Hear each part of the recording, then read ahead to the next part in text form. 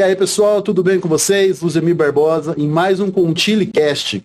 E hoje numa situação muito especial. Um convidado nosso que acabou tendo algum imprevisto e não pôde comparecer. Então a gente vai bater um papo hoje com o Denis Matos, que é o nosso produtor. Então se tudo der errado, é culpa do Denis. E aí, Denis, como é que tá? Tudo bem? Fala, Luzemir. É bom a gente conversar assim também, para o pessoal ver como é que é feito, né, o ContileCast, de onde que ele... Por que apareceu, por que a gente está aqui, né? Afinal de contas, mostrar como é que funciona. Acho que todo mundo está curioso, né? Surgiu tantas essas coisas de podcast que em Mato Grosso a gente não vê nenhum fixo, né? E a gente está querendo ocupar esse espaço aí. Perfeito. Conversar. Pessoal, antes de mais nada, já deixa o like, já deixa um comentário aí de que cidade você está assistindo esse podcast, para a gente saber o alcance que a gente está tendo aí com o nosso conteúdo. Tá?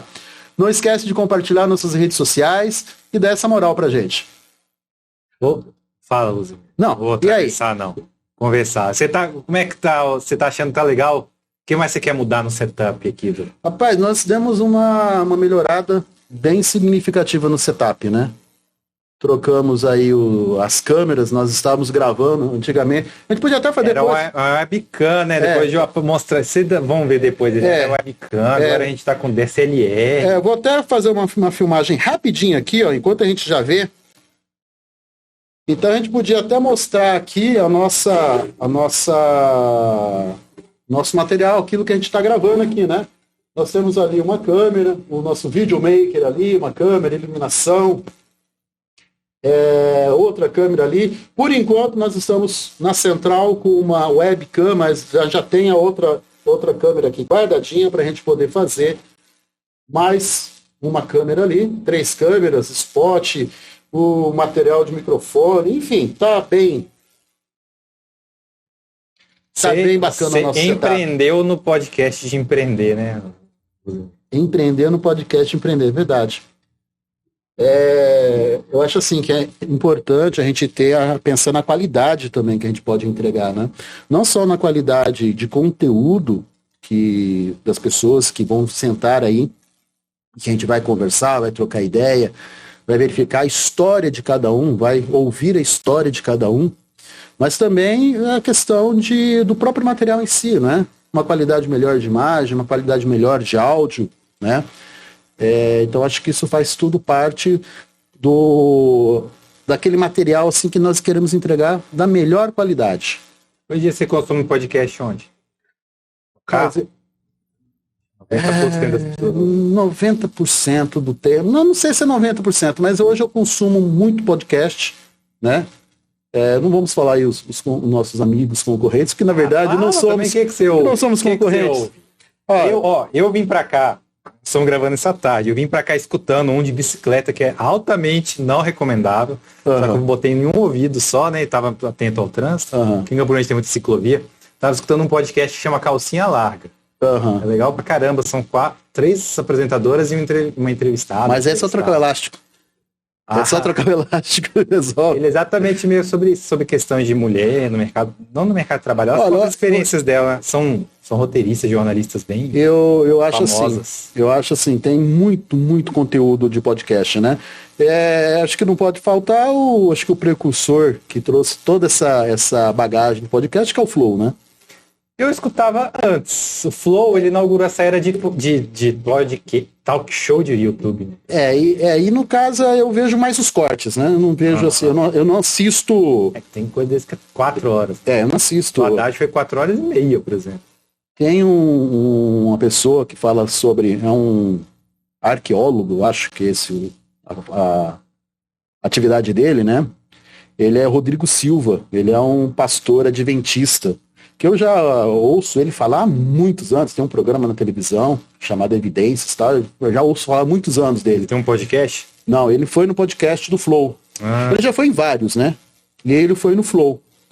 E foi 6 horas, 8 horas. Foi uma coisa absurda de tempo que eles ficaram lá, né? Então, acho que não é ideia nossa de ter um conteúdo tão grande, né? Até porque a gente tem que ter um pouco de respeito também pelo convidado, né? E como a gente não E esses podcasts que eu ouço, que é mais no Spotify, nos agregadores de podcast, eles não são ao vivo, né? Eu acho que essa coisa do ao vivo que vai levando. A pessoa vai falando e vai deixando e tal lá. E eles têm a monetização deles também, né? Vai crescendo. O YouTube valoriza conteúdo ao vivo, vai mostrando para mais gente. É um tempo, assim, considerável, né? Mas eu tenho visto aí vários. Eu não gravo o nome de muitos, né? Mas eu tenho o do Vilela lá, que me fugiu o nome. Inteligência Limitada. Acho que esses do YouTube, que eu também, agora como eu sempre ouço, vou ouvir nos cortes, então o YouTube acaba mostrando pra mim só bastante. Tem um do Sérgio Malandro, que é legal também, ele conta a história. Papagaio Falante. Papagaio assim. Falante. Papagaio Falante. E aí eu lembrei, eu gostava muito de escutar o programa do João Gordo, ele tem um programa chamado Panelaço, que ele fazia isso, ele deixava a pessoa falar, já era essa temática. E eu ficava escutando. Como o YouTube, ele antes de assinar, eu assino o YouTube, acho que você assina o YouTube também, né? Aquelas propagandas realmente é demais. Só que antes de assinar, tinha uma coisa que você ouvia ali no Chrome, fazia todo um hackearismo, para você desligar o celular e ficar escutando. Aí eu fazia isso, uns 4, 5 anos. Que é o que eles estão fazendo hoje, né? Eu acho que tá funcionando bem essa coisa de tela e as pessoas contar história, né? Podcast ainda é novo, né? Podcast ainda é novo, né? Nesse formato de entrevista tudo, né? O Jô Soares já fazia isso há muitos anos, né? Johnny Carson, nos anos 50, 60, Pois é, né? Você foi mais longe ainda, né? Então, na verdade, eu acho que só a forma de divulgação que foi aprimorada, né? Que leva em consideração agora as mídias sociais, né? Pois é, e a questão do podcast que tem no Spotify, eu acho que legal, não sei se você já ouviu falar do Caso Evandro lá, Projeto Humanos, que chama. É como se fosse uma novela de rádio, que essas coisas dos podcasts mais natural. Tem uns podcasts temáticos que são bem legais, assim. A pessoa não necessariamente está entrevistando alguém, ela está trazendo conteúdo, aí tem uns efeitos, dados, tem um legal pra caramba da Folha de São Paulo, chama Presidente da Semana. Ela fala todos os presidentes da República, desde a proclamação da República até o Bolsonaro. Conta a história do presidente. Cada episódio é um presidente. Conta a história dele, como que ele foi eleito, como que foi o mandato dele. É bem interessante. Aí usa trechos de entrevistas, de coisas. É bem interessante. Não, tem muito material de qualidade, né? Com certeza. Material de qualidade. Queremos ser mais um nesse oceano, conteúdo, né? Muitas vezes as pessoas ouvem uma história que ela nem fazia ideia.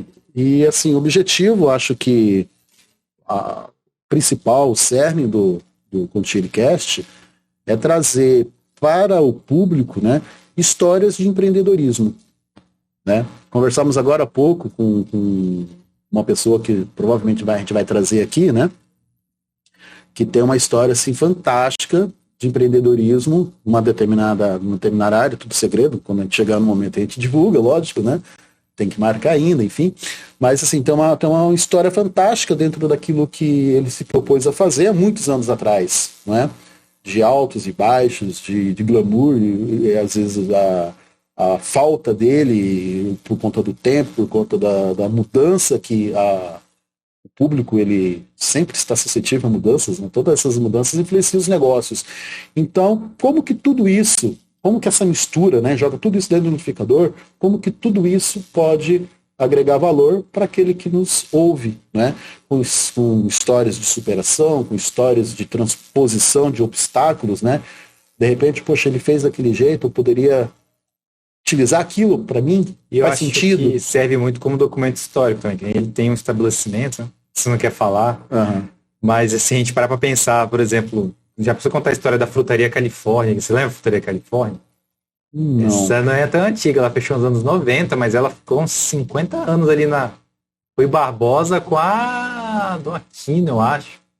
Você pensa lá, era uma frutaria que tinha lá no centro. Acho que eu lembro que tinha uma frutaria mesmo. Lá, não lembrava tinha uma frutaria Califórnia. Aí, né, um dia eu quero vir contar como é que foi abrir uma frutaria. Do lado existia um negócio que fazia pastelão, não sei se você recorda, né? Pastelão, era um pastel que era metade dessa mesa aqui, assim.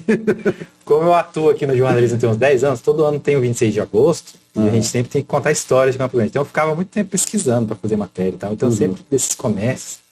Uma vez eu tentei procurar e não achei a primeira locadora daqui. Não faço ideia, locadora de vídeo. Uhum. Que locadora era uma coisa que hoje em dia tá totalmente obsoleta, mas era... Ainda mais nesse tempo de pandemia, né? Você sair de casa pra escolher um filme pra você assistir no sábado, né? Era uma... Não sei se é muita nostalgia nossa, não sei se você gostava também. Não, você saía na sexta-feira, já passava no locador. Que isso é sexta, porque sábado já tinha locado os filmes, já né? não tinha mais nada, tinha que colocar a sessão da tarde, todo mundo já viu, né? Saía do trabalho sexta-feira, às vezes na hora do almoço. E eu lembro que o Helios Video teve umas 18 lojas aqui, né? Pensa lá. Teve muita loja grande aqui, né? A MB, que era gigante. Mas eu lembro principalmente da Helios Video, que tipo, tinha dominado mesmo. E aí eu falo, são essas mudanças de comportamento do público que faz com que a gente tenha altos e baixos nas nossas empresas, né? No caso da locadora... O cara teve que fazer, né? Começou 2000, ele falou, vou fechar tudo, vamos reiniciar. 30 anos de negócio. o cara tinha... inclusive, essa pessoa que nós conversávamos, ele teve locadora, tá? Teve. Mas foi um curto período de tempo e ele acabou parando muito antes de fim. Todo mundo, do fim, né? Mas assim, um exemplo da locadora, chegou um dado momento que não fazia mais sentido ter vídeo VHS. Foi DVD. Aí eles partiram pro DVD. Vestiram forte no DVD. Chegou um momento que não fazia mais sentido ter DVD. Né? Aí tiveram que fechar os negócios. No caso deles, o negócio ele se extinguiu, né? Mas tem muitas outras atividades que elas não se extinguiram, mas elas quiseram ser reinventadas. Banca de revista, por exemplo. O cara teve que oferecer mais coisas, né? Banca de revista.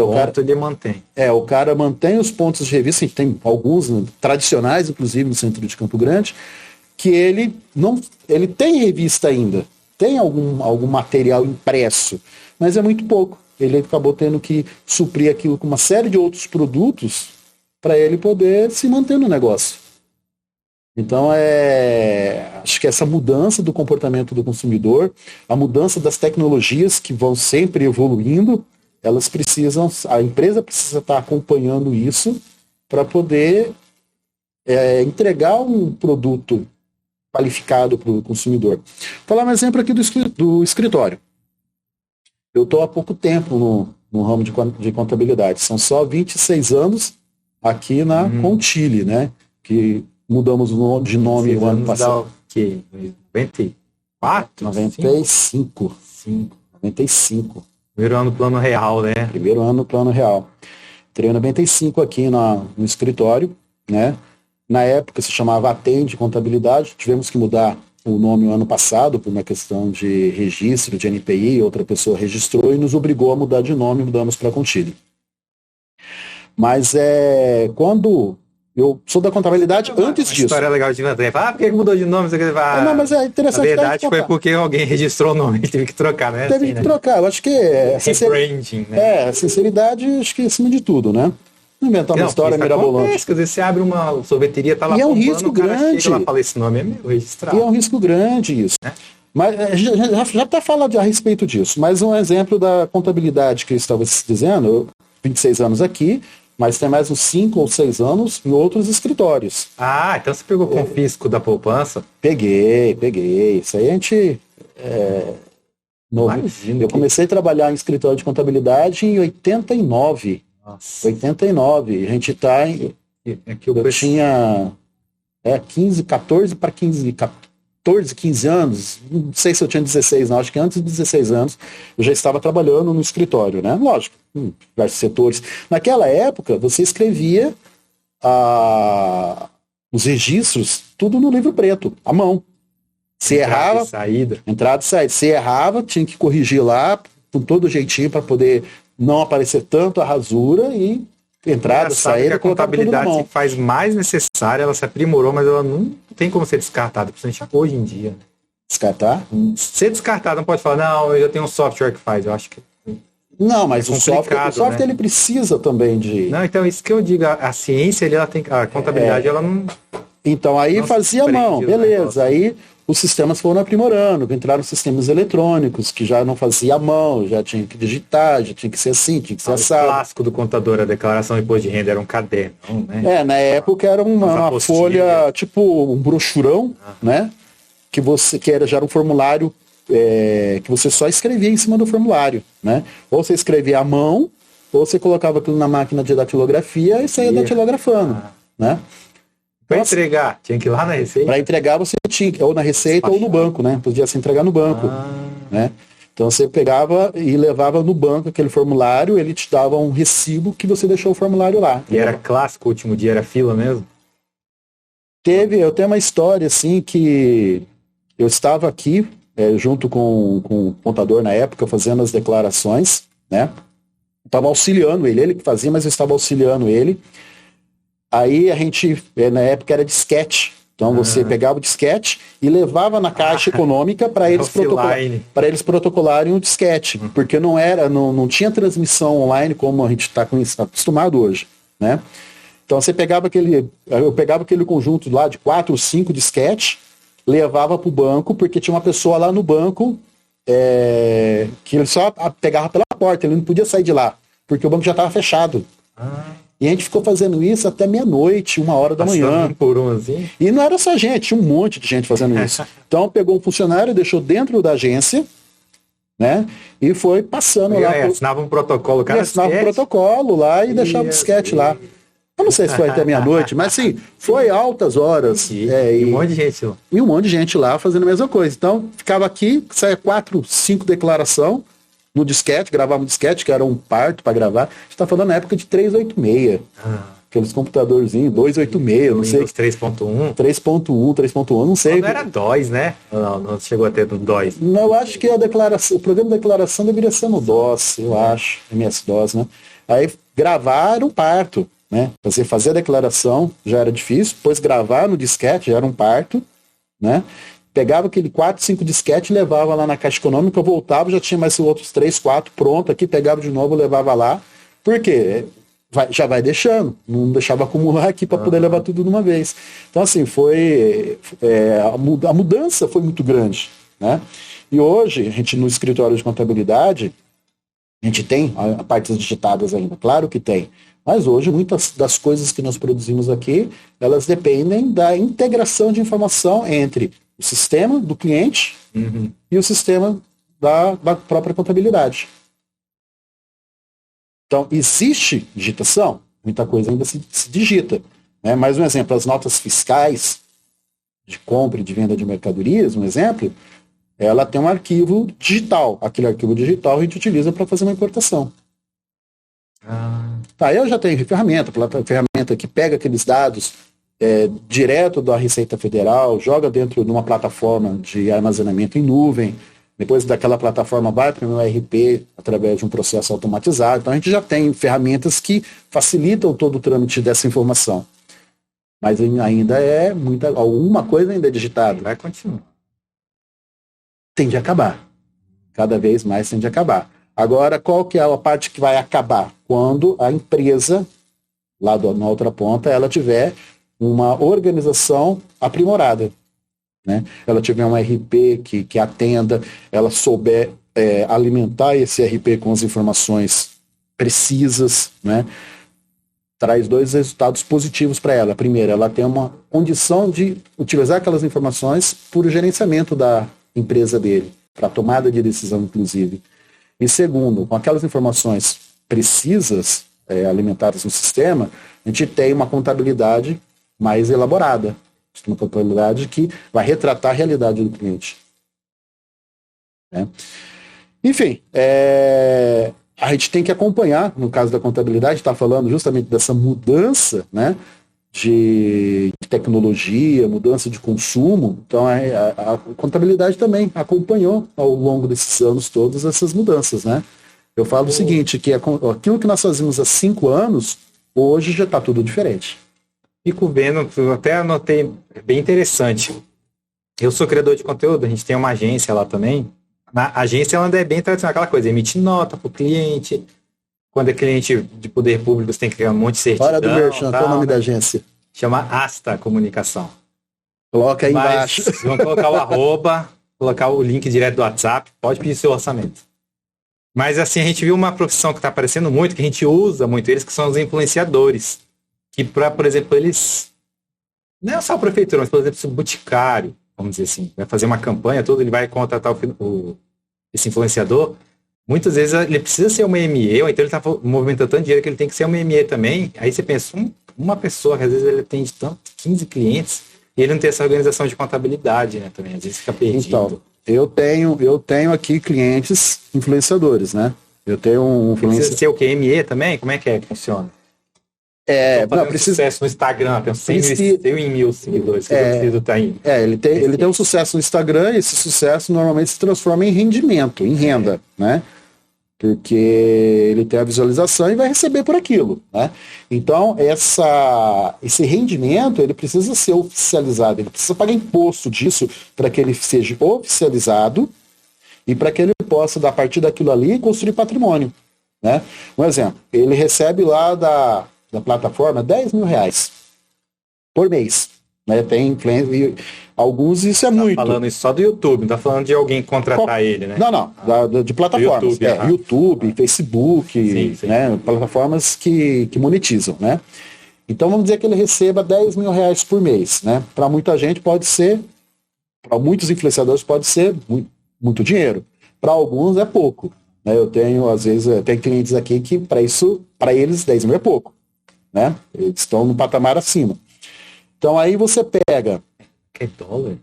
Você paga em dólares, né? Você sabe em dólar, né? Aí você pega esse dinheiro, ele, influenciador, pega esse dinheiro, né? Tem o consumo dele, mas ele acaba também investindo uma parte, né? Então aí ele tem movimentação bancária, aí ele tem, às vezes, a aquisição de um bem. Se ele não tiver aquilo registrado dentro de uma empresa, pagando imposto, recebendo os rendimentos dele, como lucro, prolabore e tudo mais, aquele patrimônio que ele construiu sem esse respaldo é um patrimônio descoberto. Ele não tem a origem daquele dinheiro, ele não tem origem para dizer de onde que veio esse patrimônio. Ele pode ter problema com a Receita Federal por conta disso. Então, quando você tem já uma situação de rendimento, que sua empresa começa a ter rendimento, né, você constitui, a sua empresa não, no caso, os seus canais, a sua produção digital. Sociais, sua produção digital, né? Ela começa a ter rendimento, você, abrindo uma empresa, você oficializa aquele rendimento. Você consegue dar origem para aquilo. Vai pagar imposto? Sim, vai pagar imposto. Mas também você vai ficar tranquilo. E você vai ter um crescimento sustentável. A questão exatamente, não tem como crescer.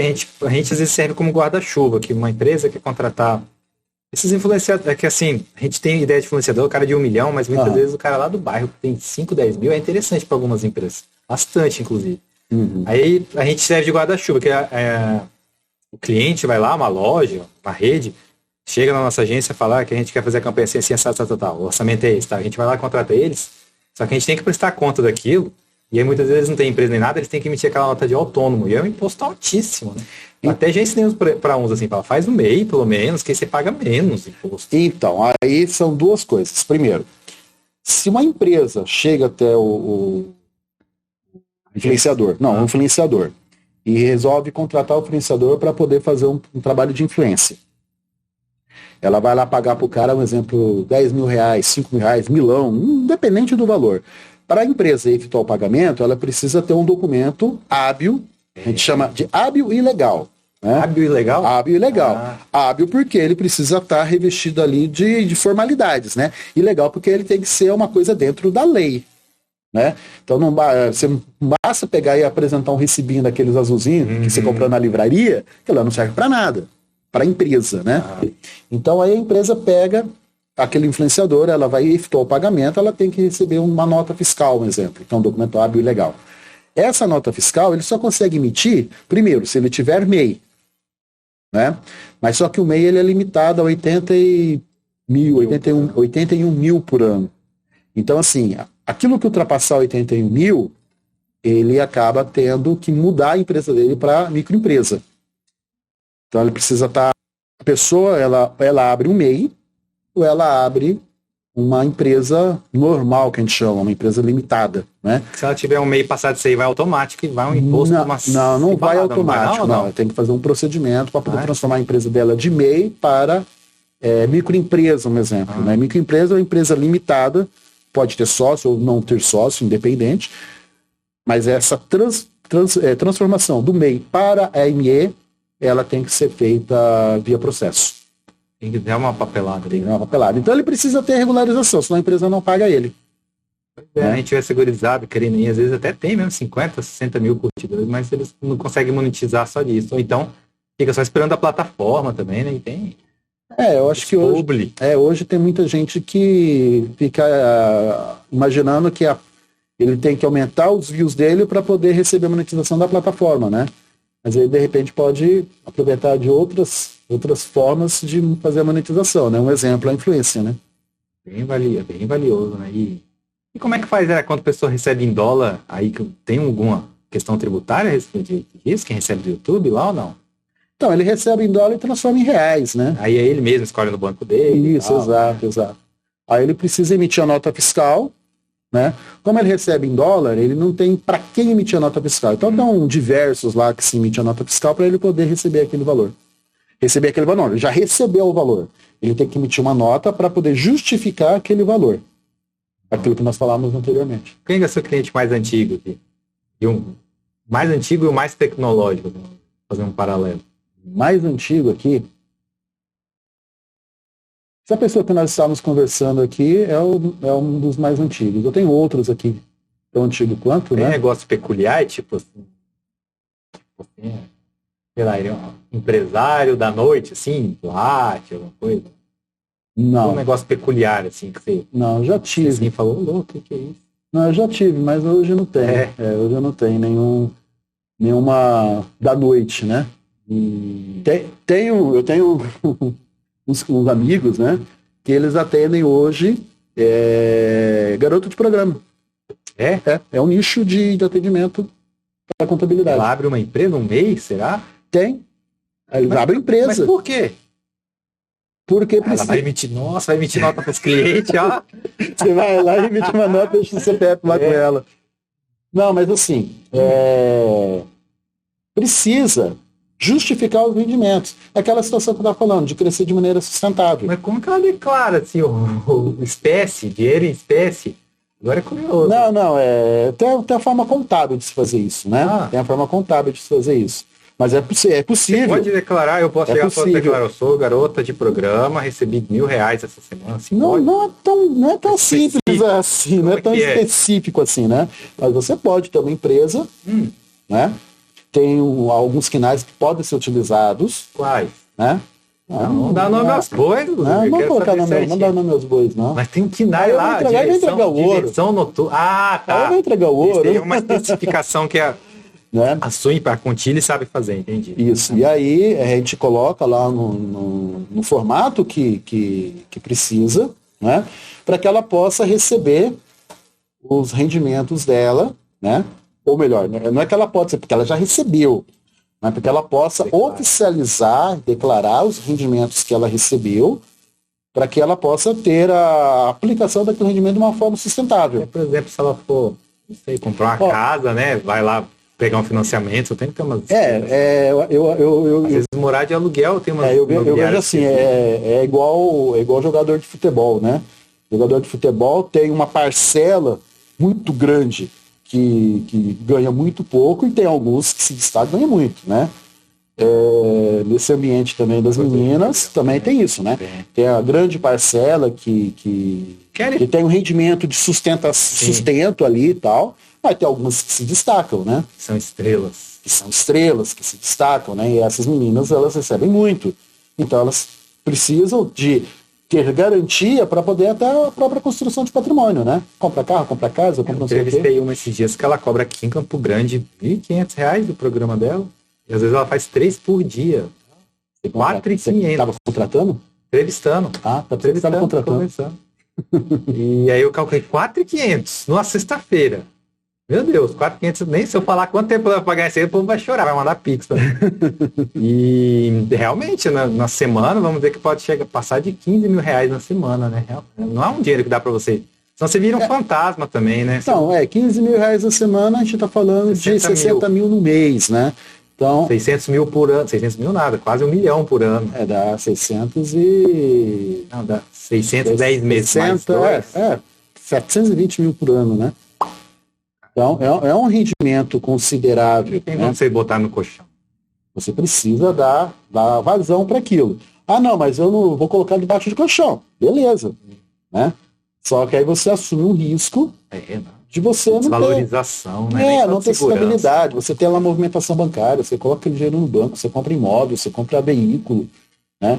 Você começa a girar economia, e se você não tem a origem daquilo através do registro de uma empresa, tá tudo errado, entendeu? E geralmente é o quê? O MEI? MEI não, no caso dessa, a MEI é pouco para ela.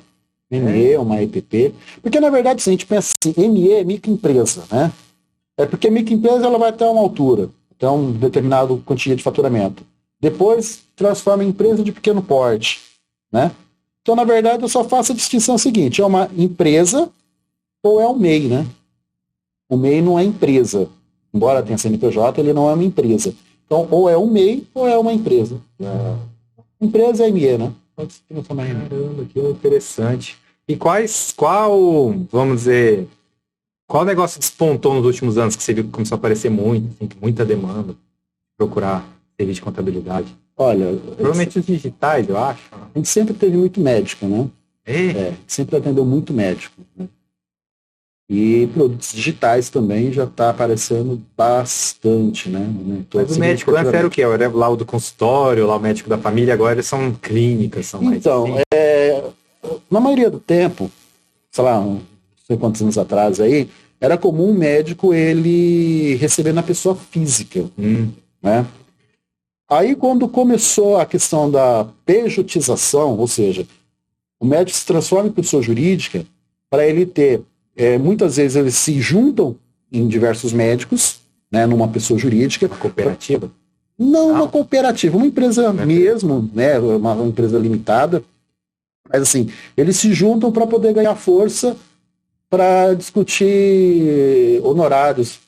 Então, assim, é muito comum os médicos eles acabarem se juntando, em alguns casos, né, médicos, tipo assim, uma especialidade de, vamos falar... Cardio, que seja, né? Para eles poderem atender a um determinado convênio, alguma coisa assim, eles se juntam porque eles ganham força na negociação. Né? Então é muito comum isso acontecer. Tem algumas empresas aqui nesse sentido.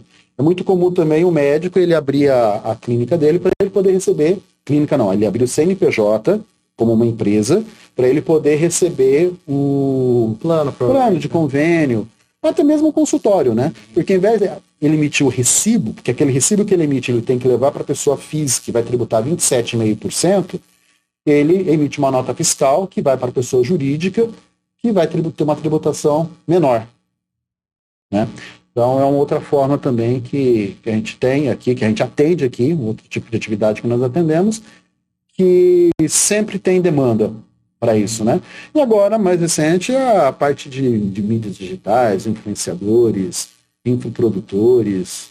E o Uber? Não tem necessidade ainda, né? Então, o Uber não tem necessidade, né? E o Uber tá tão castigado, né? Logo no começo, a gente até fez algum trabalho aqui para Uber de imposto de renda pessoa física. Era MEI, né? Não. Pessoa física. Pessoa física. Então a gente fez a declaração de imposto de renda do Uber, né? Mas o Uber ele vem tão castigado, né? A plataforma espreme ele, o consumidor espreme ele, o combustível espreme ele, muitos têm carro, outros têm locação de carro que espreme eles também. Muitos desistiram, né? Então tá difícil hoje o Uber se manter, não é? E aí esse pessoal, eles, lógico, dificilmente vão buscar regularização. Mas eles também têm o mesmo processo de regularização, ou pelo menos a mesma ideia, não o processo, mas a mesma ideia de regularização que teria qualquer outra atividade que tem rendimentos e você precisa oficializar aqueles rendimentos. É um autônomo. Né? Então aí tem que ver, dependendo o tipo de rendimento, dependendo a origem, dependendo a quantidade de rendimento, aí tem as técnicas para poder trazer menos custo. É fácil sonegar? Você acha que é simples sonegar? Nunca ouvi falar de sonegação, hein? O que é isso? Mas eu acho que se a gente fizesse uma estatística, acho que 70% das pessoas têm que declarar, eles acabam... Não falo de propósito, mas... desinformação. Também, né? Principalmente na faculdade, a gente ouve, na faculdade que eu falo, porque é onde a gente ouve mais isso, né? No dia a dia a gente quase não ouve, que é a elisão e a evasão. Elisão fiscal e a evasão fiscal. Então, assim, quando você faz uma programação, um planejamento tributário para você pagar o imposto de maneira justa e legal, aquela história do hábil e legal, né? Você utiliza os meios disponíveis, né? A formatação de negócio possível para você pagar menos imposto, né? Então é tranquilo, não há sonegação. Quando você utiliza de meios não lícitos, não legais, não oficiais, para reduzir o seu imposto, né? Aí é a tal da sonegação. Um exemplo, você fazer uma venda e não emitir a nota é uma forma de sonegação. Tá? Você emitir uma nota fiscal e na hora de efetuar o registro, você tirar o imposto, reduzir a alíquota, pagar uma alíquota diferente, né? Isso também é uma forma de sonegação. É lógico que isso tem uma métrica, né? Porque ela, às vezes, fica próximo do erro, né? Eu errei. Tem gente também que acha que, ainda mais com computador, inteligência artificial, que se eu tenho uma loja lá, sei lá, de chocolate, e eu declaro o rendimento nela, sei lá, 20 mil reais. Aí eu começo a comprar casa de 1 milhão, carro de 1 milhão, essas coisas, né?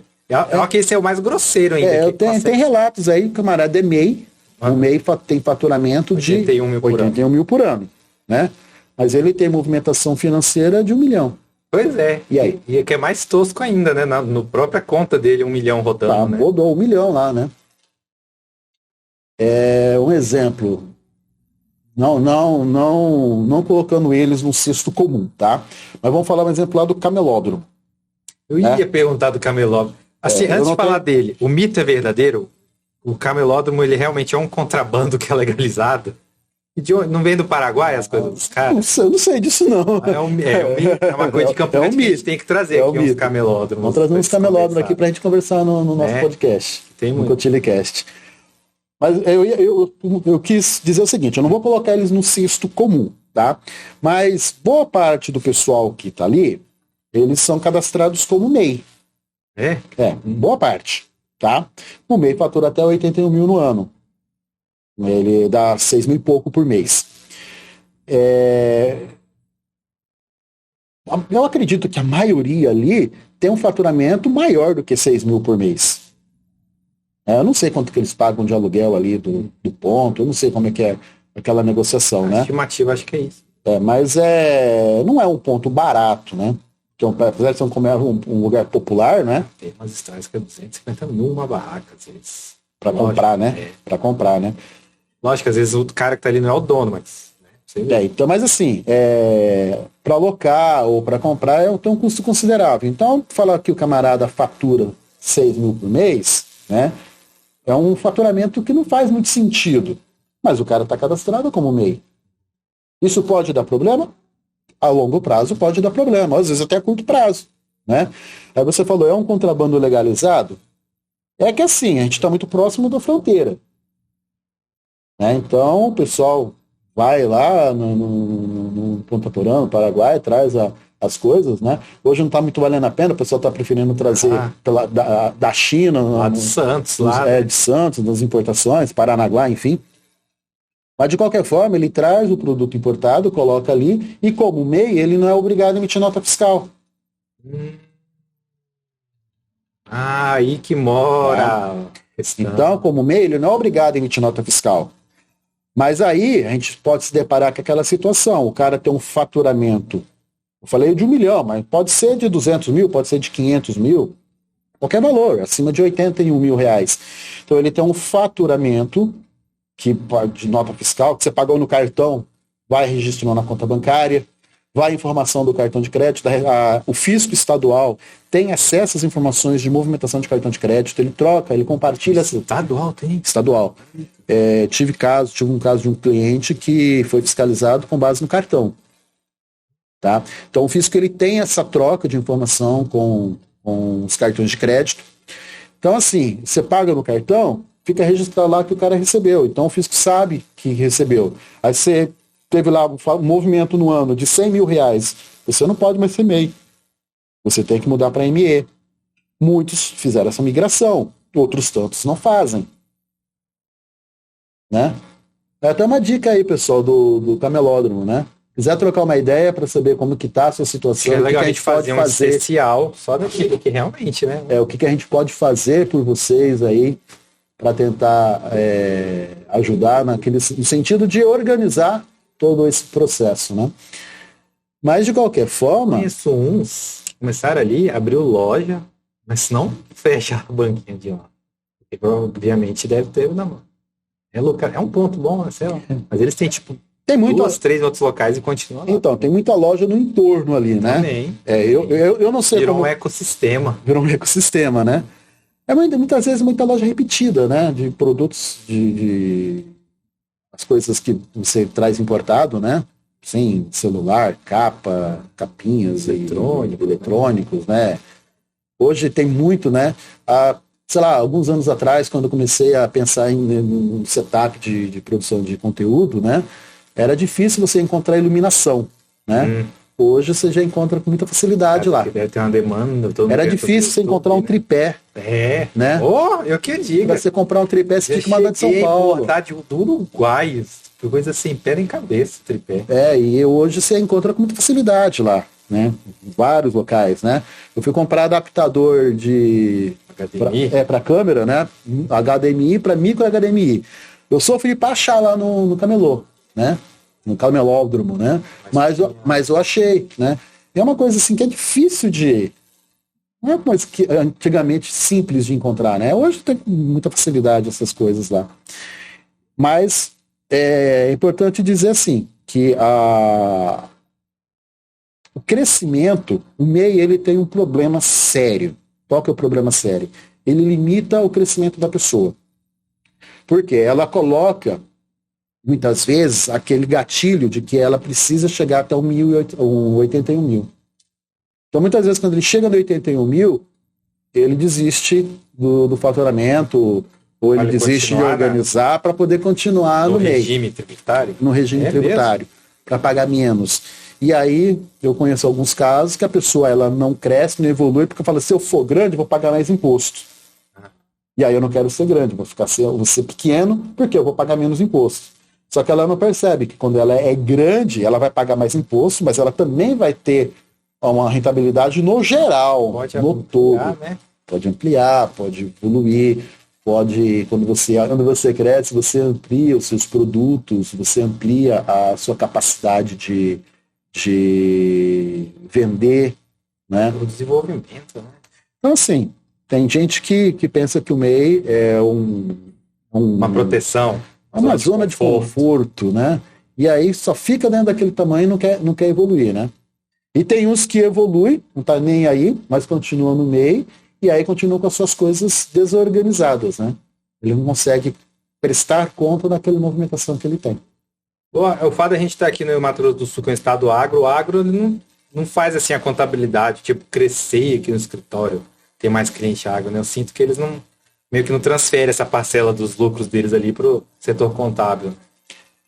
Bom, eu transferi o lucro pro setor contábil, escritório de contabilidade, eu interessei. Se a gente lê, a fazenda está exportando 85 milhões por semestre por causa da saca. Beleza, então vai declarar isso. Então, beleza, então vou procurar... Não sinto essa coisa. Não, mas assim... Uma fazenda grande, uma empresa mesmo, tá? No agro, nós temos algumas situações específicas, né? Vamos falar da pecuária, né? A pecuária, normalmente, são... quando você tem uma empresa que toca a pecuária de uma maneira sistemática, então ela tem uma empresa, ele vai ter ali as notas fiscais de venda, vai ter uma contabilidade que vai gerenciar todas essas informações, né? Mas muitas vezes a gente tem uma pessoa que ele tem uma atividade específica, lá tem uma empresa que faz alguma coisa e ele acaba... Ele abraça uma fazenda, né? Ele abraça uma fazenda e coloca lá os bois como forma de investimento, né? Ele abraça uma fazenda e coloca lá o boi 500 cabeças de boi como forma de investimento, né? Ele acaba administrando aquela fazenda na pessoa física. Ele não abre uma empresa fazenda. Ele administra aquela empresa na pessoa física. Então, eu não sei que número que nós teríamos hoje, eu não tenho essa medição, né, para falar quantas empresas existem e quantas pessoas físicas existem que administram os negócios agropecuários. Mas eu quero acreditar que assim, existem muito mais pessoas físicas do que pessoas jurídicas. Eu acho que na questão de assentamento, sim, né? Porque aqui tem as grandes propriedades, apesar de ser tudo de grupo, né? Não, mas vou falar assim, eu tenho clientes aqui que tem 300 hectares, tem 1.400 hectares, tem um que tem 9.000 hectares. Que não são pequenas propriedades. Que não são pequenas propriedades, né? Tanto aqui em Mato Grosso do Sul, como outros estados também. Nossa, 9.000 hectares pode colocar mais de 50 mil cabeças de gado. Em outros estados também, nesse 9.000 em outro estado. Então, assim, eu tenho esses clientes que têm grandes propriedades e tocam na pessoa física. Que não é o... Porque para eles não faz sentido abrir uma empresa. Não é o principal negócio deles, você diz? Não é o principal negócio. Já tiveram lucro e compraram propriedade. Mas não é nem o fato de não ser o principal negócio, é porque às vezes não faz sentido para eles.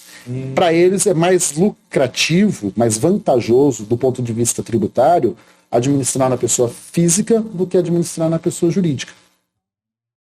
Mas cada caso é um caso. Eu acho assim, eu volto no planejamento, a gente está falando de ilusão e evasão, né, fiscal.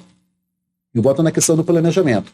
É importante que quando você for fazer uma análise da sua situação, né, você entender onde você está, quais são as possibilidades, calcular isso e tomar a decisão, né? Pode ser que eu estou trabalhando na pessoa física, mas se eu mudar para a pessoa jurídica, eu vou ter um ganho.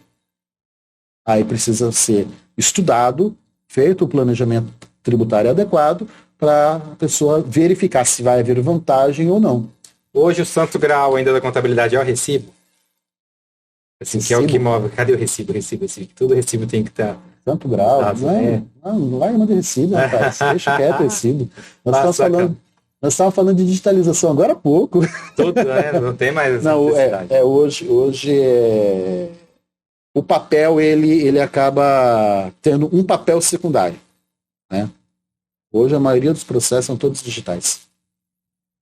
Maravilha. Antigamente era comum você gerar um processo lá, gerar um monte de papel e mandar para a pessoa assinar, ou você chegava no final do mês, você mandava o office boy lá, via com calhamaço de papel. Né? Essa função office boy, né? Aqui no escritório, a gente ainda tem uma pessoa que nos atende para fazer serviços externos, né? Mas eu não tenho mais o office boy dentro do escritório, né? Já conseguimos eliminar por conta de que os processos são todos digitais, não fazia sentido. O guri não tinha muito o que fazer, né? Então a gente tem uma pessoa que faz os trabalhos de maneira pontual. Buscar documentos. Antigamente ia lá pegar o movimento, a gente falava, você vai lá buscar o movimento, né? Que era a movimentação fiscal e contábil do mês anterior. Hoje a gente pega isso tudo via... a gente importa, na verdade, né? Eu tenho um sistema aqui de nuvem, né? Porque hoje toda a plataforma do escritório é tudo feito em nuvem, né? Então eu tenho um sistema aqui em nuvem que o cliente emite a nota fiscal, o sistema fica monitorando a Receita Federal. Na hora que ele emite a nota fiscal ou na hora que ele recebe a nota fiscal já cai direto para a nuvem. Buscado isso através do certificado digital. Já cai na nuvem nossa aqui, na hora. Aí aquilo ali depois vai para a escrituração fiscal, de maneira também simultânea, automática. Então, quando chega no final do mês, eu estou praticamente com a escrituração fiscal pronta. Eu abri a minha empresa de consultoria por aqui. Sou cliente. Foi bem atendido? Então, eu fui conhecer a Vaniele quase 3 meses depois, já estava funcionando, emitindo nota, assim, tal. Foi tudo por e-mail. Até coisa que eu tinha que assinar, assim, eu consegui por causa da assinatura digital, fez certificação digital também. Então, e aí hoje tudo é com certificado digital. Então não tem aquela necessidade de tramitar papéis. É lógico, tem algumas coisas que precisam ser papéis, né? Mas ela diminuiu muito. Por exemplo, a gente está atendendo um cliente lá em Corumbá, né? Então não tem nem condição de ter papel, né? E a gente consegue atender de maneira muito, muito assertiva. Acho que é isso, né, Lucimir? O que você acha? Essas conversas tamo aí. também, né? Falamos Bom que fez a bastante. reunião de pauta para todo mundo ver como é que é também o brainstorm, né? Acho que tá bacana. Falamos bastante. Não sei nem quanto tempo deu. Vamos começar a segunda temporada? Será que essa primeira temporada vai ter o quê? Uns 15 episódios? Vamos colocar a gente para conversar, né? Tá pensando em fazer live? Acho que não tem necessidade do nosso conteúdo live ainda. Podemos pensar a respeito, né? Eu tenho feito buscado fazer algumas lives, fiz uma, acabei não gravando ela e uma live teste. Uma live teste, mas a gente pode fazer também, né? Pensar alguma coisa nesse sentido. Agora sim, se você nos acompanhou até agora, né? Muito obrigado pela tua companhia. E a gente gostaria também, eu acho que faz parte do pensamento do ContilhoCast, né? De receber várias pessoas de vários segmentos, aquelas pessoas que podem nos trazer a sua história para engrandecer outras pessoas também. Acho que o objetivo, a gente fala muito de pessoas aqui, né? Muito de história. Então, se você tiver uma história que queira compartilhar com a gente, o convite está estendido. Fique à vontade, entre em contato, deixe um comentário, um inbox, deixa um comentário aí pra gente. Enfim, traz a sua história pra gente, vamos bater um papo bacana aqui. Show de bola. Isso aí? Valeu, gente. Até a próxima.